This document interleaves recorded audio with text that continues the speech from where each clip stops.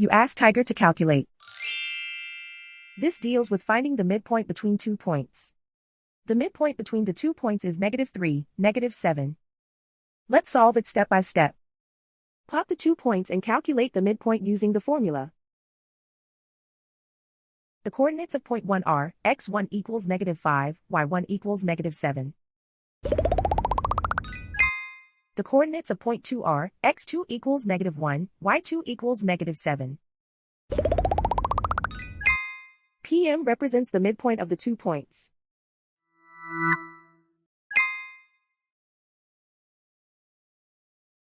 Use the x values in the midpoint formula to find the midpoints x. x1 equals -5. x2 equals -1.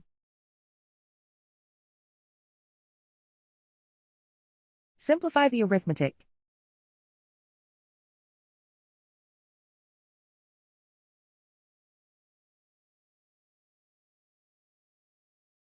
Use the y values in the midpoint formula to find the midpoints y.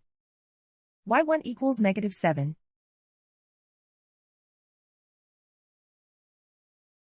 y2 equals -7. Simplify the arithmetic.